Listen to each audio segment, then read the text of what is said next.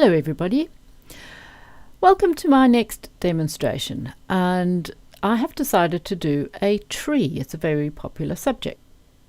So first of all, make sure you have got your eyes covered for protection from the dust, but also to help you see nice and clearly. So some headband magnifiers if you think you need them. I certainly do, and that makes it easier to see and not strain your eyes.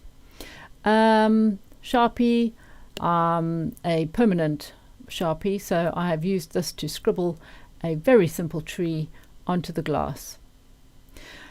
It's a tree of no particular make. It's my own made-up tree.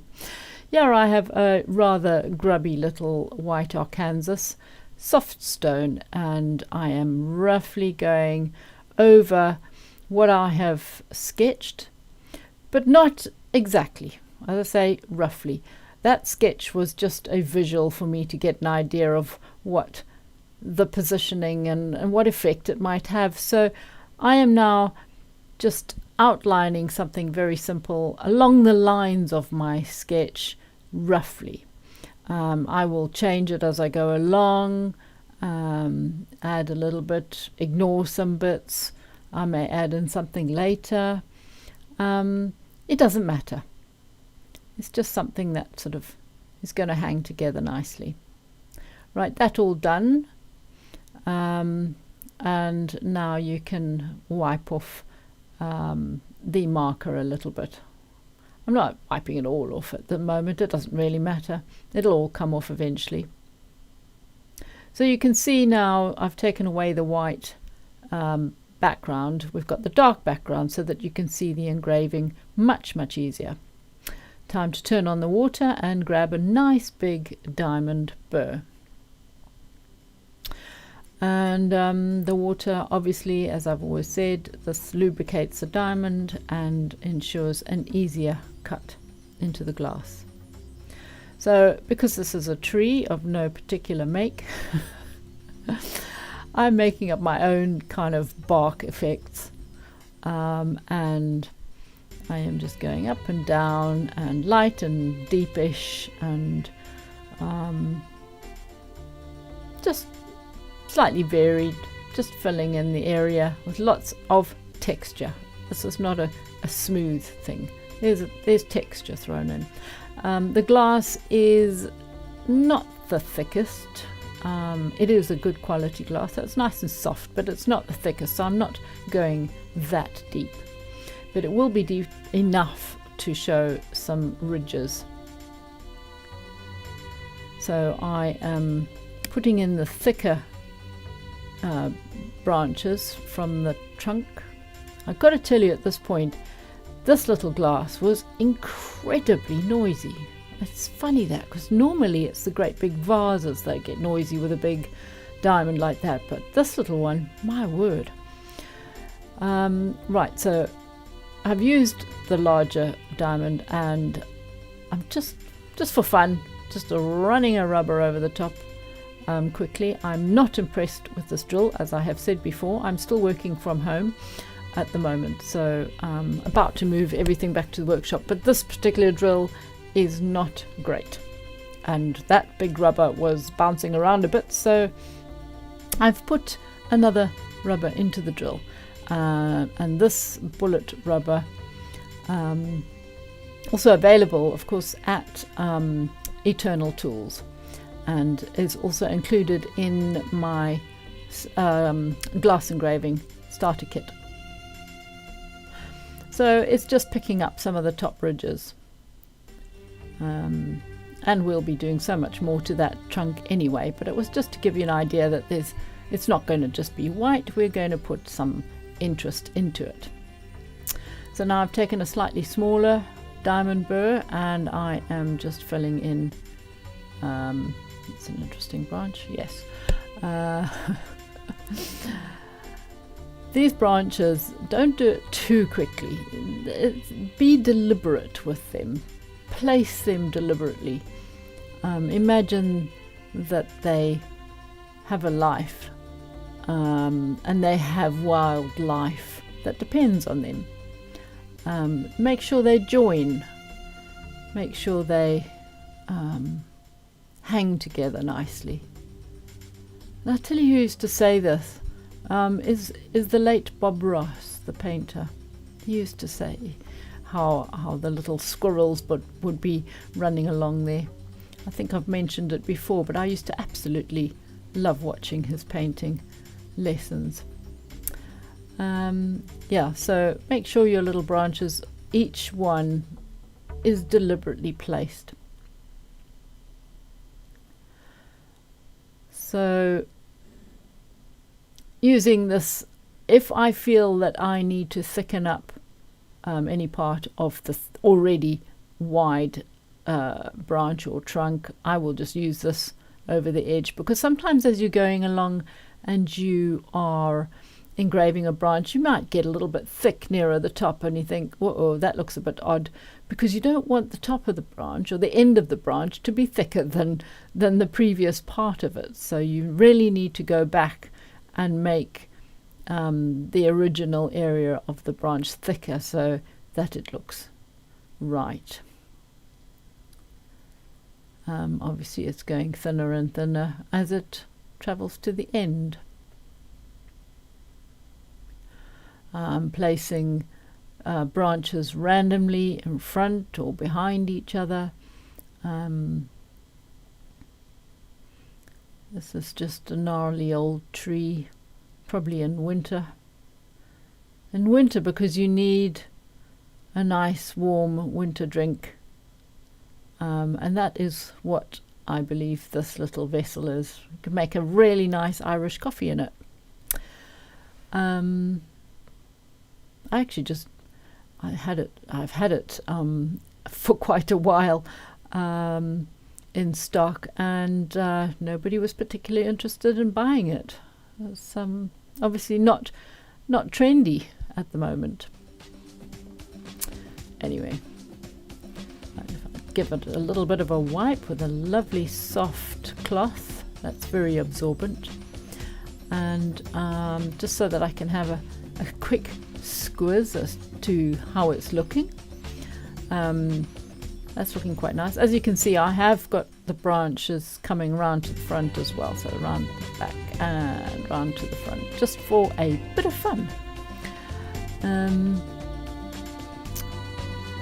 Right, we are actually I'm working on the back of it effectively at the moment. I think it's the back of it anyway, because it's the back if you're right-handed and you're picking it up and looking at through that way. It doesn't really matter which way you look at it, I suppose.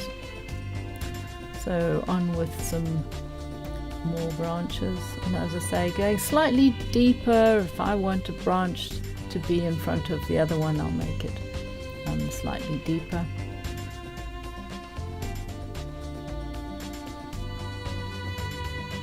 It's a very simple subject to do. You can take a glass and just make a whole forest going around it. I have done that so many times. Or a block of optical crystal or something like that, or a cullet of lead crystal, and just lots and lots of trees. There's something very peaceful about them, very wise about them. Now, I remember as I was engraving this, I was looking at that thinking, wow, that branch is a little bit too thick, where I drew it with the white Arkansas.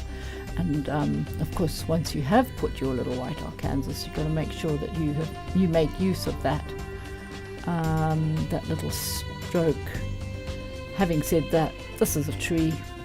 You can actually keep on going. Even at the end of this video, you can still keep adding many more little branches, bigger branches, whatever. And there's no such thing as a mistake when it comes to something like this, except, as I say, you don't want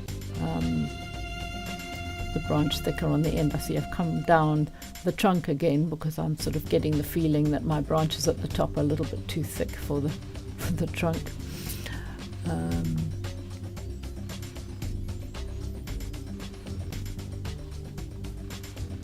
The water dripping and spraying everywhere as usual. I had to wipe my camera lens again. Sometimes it hits the camera lens. I think that was mainly the big burr, of course. But little worrying to see that.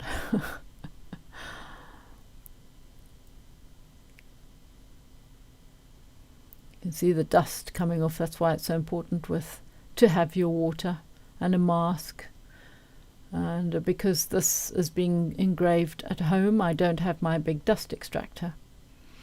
But as long as you have a good mask, and we all have probably many more masks in the house than we used to, that's for sure, with the old coronavirus thing. That branch coming nicely down over. You can see I've left a little dark gap underneath it. That's going to be like a hole in the tree. Right, now I've got a small-ish diamond burr, and I'm going, it's sort of next size down, sort of.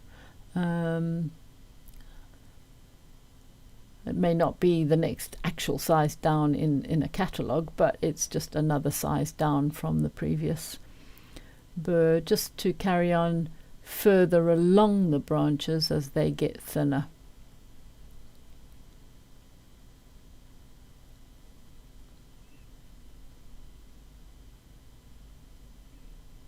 And as I say, of course, I make it up as I go along.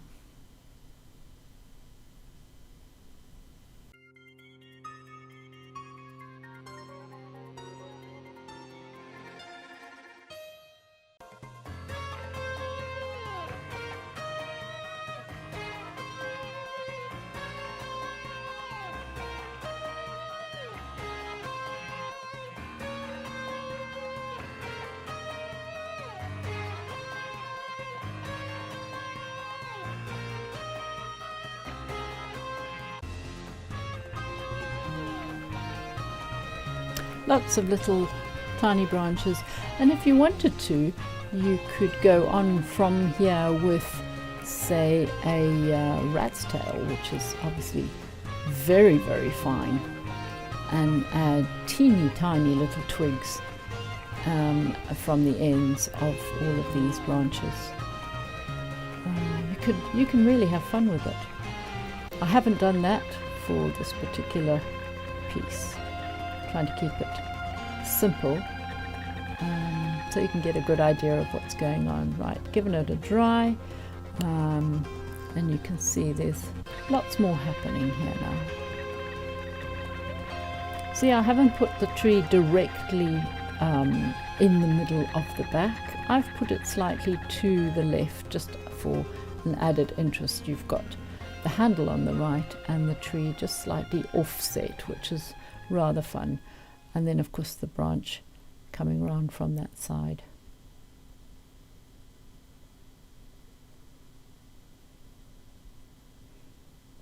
It's funny because I will have spatters on my headband magnifier, and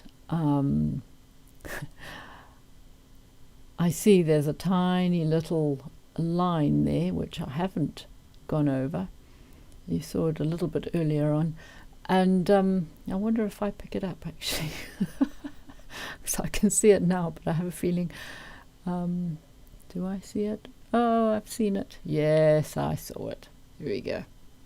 So, right, I've obviously got a white Arkansas now. This is not the diamond, this is the white Arkansas soft stone, and I am putting an instant half tone into those branches, and I am adding more spindly little bits on the end which are already a half tone. And again, you can make so many more of these little things, but I didn't in this case. But as I say, this is doing this is having a little half tone effect on the branches without making them a solid colour. We're not making it a solid colour. This is a rough and ready, gnarly old thing. So it's got lots of texture and different shades of bark.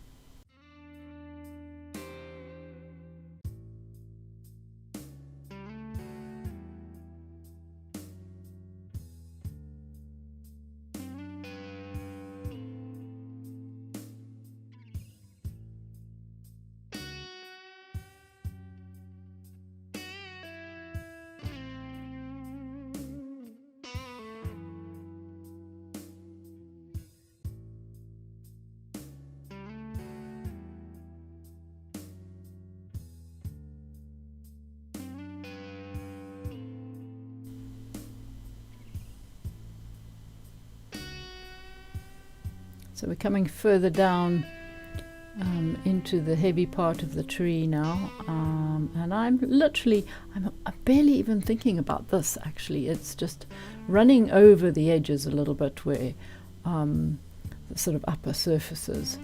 You can already see a little bit of texture going on, and it's just adding, as I say, another tone, and I will get a rubber to that again as well. We want lots and lots of texture and tone. If you want to engrave a particular type of tree, then have a jolly good look at the formation of the bark and how, for example, the oak is a sort of like, I don't even know how to describe it. It's sort of rough, upright sort of block effects, and it's really interesting. But this is just made up.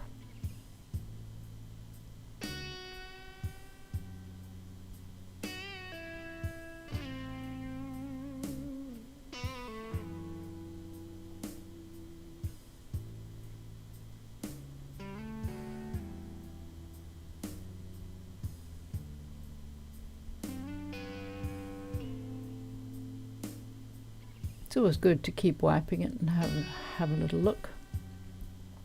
You can see a bit of the depth where I've got the tree in the back, on the back of the glass. You can see it's deep-ish, but I haven't made it too deep, as I say, because the glass is not that thick.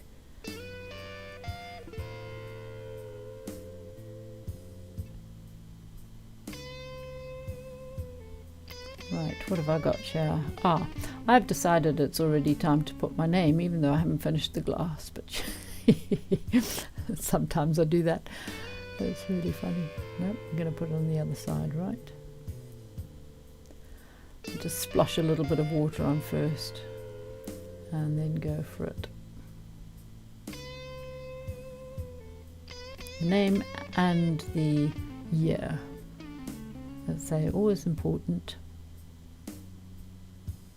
But I'm not finished the glass yet, of course. I'm not finished the engraving. Now I'm pointing out the bottom of the trunk obviously looks quite unfinished, and so I'm going to do a little bit of work on that.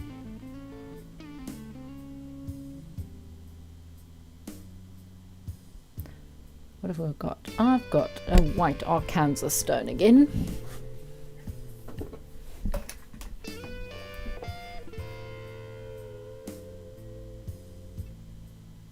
I keep looking at the I keep turning my head because I'm forever looking at the monitor of the camera to make sure that I've got the jolly thing in the middle, and I'm not blocking it out. I seem to be getting much better at it. Oh dear. Honestly. Anyway, so I'm just kind of putting a half-tone finish to the bottom of this trunk.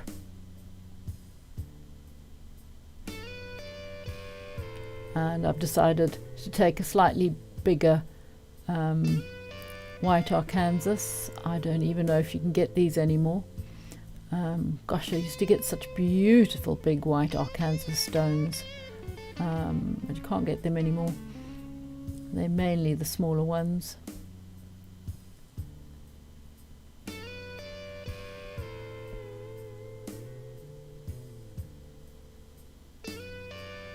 I'm still looking to see what it might need.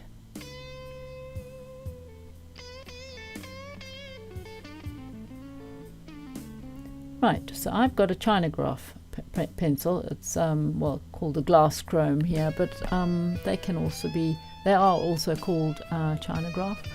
And I'm just going to experiment and see if a little bit of grass underneath this tree, and it's quite long grass, you can make it up as you go along, of course. Having a look through to see how much is required. No, we want to do a little bit more there.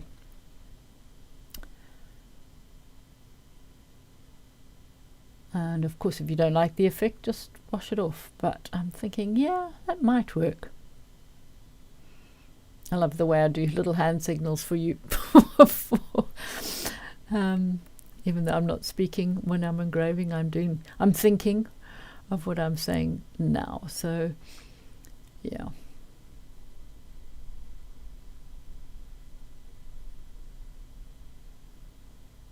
Okay, decision made yet? Come on.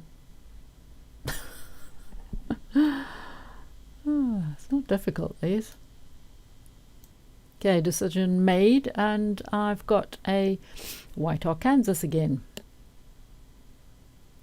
Slightly different shape. This is quite a normal shape, white Arkansas, and I'm just stroking it over the Chinagraph pencil lines. Obviously not exactly the same, I'm just doing roughly the same. And I'm putting the little heads of the grass, the what is right at this very moment making me have very itchy eyes every year at this time because it's springtime, and as soon as the grass heads come out and the pollen starts flying about, I have the most dreadful hay fever, and giving me itchy eyes. So I've added, they're very, very faint, you can't really see it, but I've added some little tops to the grass. It's just an impression, that's all. Right, here we are, a very old stone, and I'm going to flatten the top of this white Arkansas, and that is because I want it to be able to cut into the glass a little bit more efficiently. And I've just noticed my water dripping merrily at the top of the screen there. Right, it wasn't flat enough, so I'm flattening it off again onto a stone. There we are, just making sure that it's even. And now I'm going to cut into the trunk, and it's instantly going to make slightly darker lines, and then as they sort of come out of the trunk and into the clear background, they will be visible white lines. It's quite clever. So we have grass that's growing in the front. Obviously, you've got to have grass in the front of the tree as well.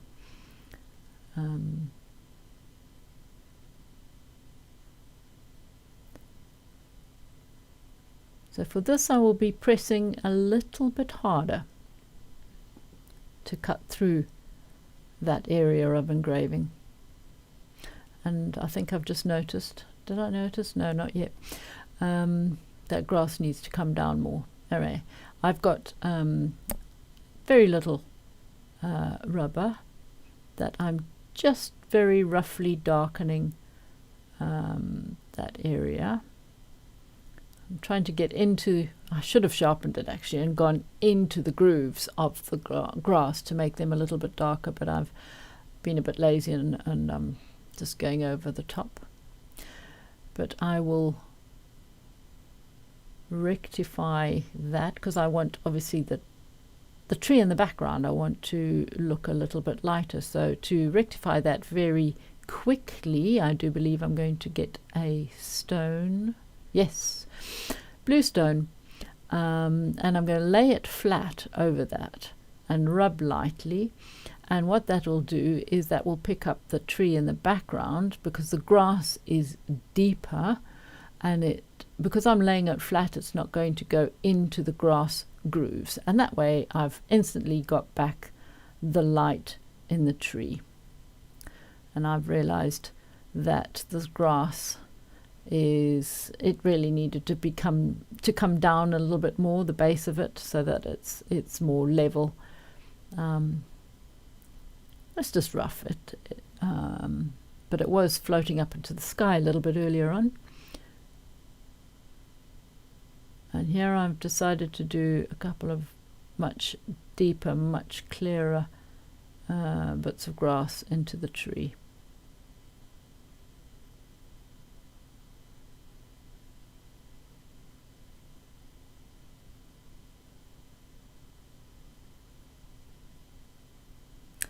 And this rubber again, which actually doesn't look like it's scented, to be honest. Need to have a look at that. And I'm running that over the ridges. You can see how it'll pick up the ridge immediately, making a shadow, which is incredibly useful, and brings that branch out to the front. I've also got, it looks like a funny shape because I've made a hole in the tree there, which we will define. We'll define a bit more now.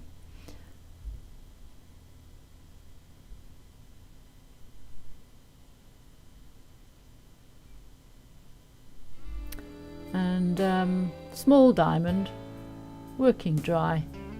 It's nice and sharp anyway, so I'm just adding a few highlights. As you can imagine, a little squirrel living in that hole in the tree.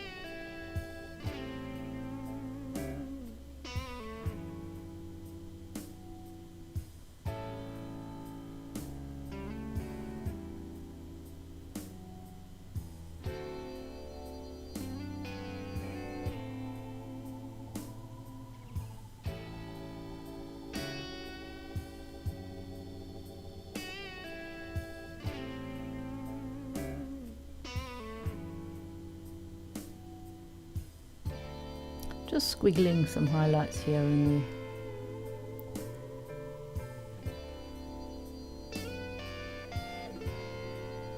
If you imagine where the sun might be shining on the gnarly bits. And I need to switch that water off before it drowns out the whole system. Dripping away. I can't believe I didn't even notice it. Okay, having another look. That's rather nice. And so there's nothing stopping you putting an owl sitting on the branch. Maybe we'll do that. Or a little animal sitting, we could do a hare sitting at the bottom and the front or something like that. And there you go. So I hope you enjoyed that, and I hope you engrave lots of trees. Such a lovely subject. Thanks for watching. Cheerio.